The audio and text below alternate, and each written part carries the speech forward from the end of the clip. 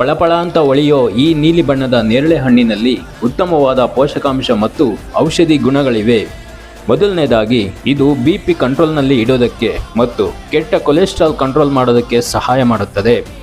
ಎರಡನೇದಾಗಿ ಇದರಲ್ಲಿನ ಕಬ್ಬಿಣದ ಅಂಶವು ಹಿಮೋಗ್ಲೋಬಿನ್ ಅನ್ನು ಹೆಚ್ಚಿಸಿ ರಕ್ತಹೀನ ಸಮಸ್ಯೆಯನ್ನು ನಿವಾರಿಸುತ್ತೆ. ಮೂರನೇದಾಗಿ ಇದರಲ್ಲಿನ ವಿಟಮಿನ್ ಮತ್ತು ಆಂಟಿ ಆಕ್ಸಿಡ್ಗಳು ರೋಗ ನಿರೋಧಕ ಶಕ್ತಿಯನ್ನು ಹೆಚ್ಚಿಸುತ್ತೆ. ನಾಲ್ಕನೆಯದು, ಇದು ರಕ್ತವನ್ನು ಶುದ್ಧೀಕರಿಸುವ ಗುಣವನ್ನು ಹೊಂದಿರೋದ್ರಿಂದ ಮೊಡವೆಗಳನ್ನು ತಡೆದು ಚರ್ಮವನ್ನು ಹೊಳೆಯುವಂತೆ ಮಾಡುತ್ತೆ.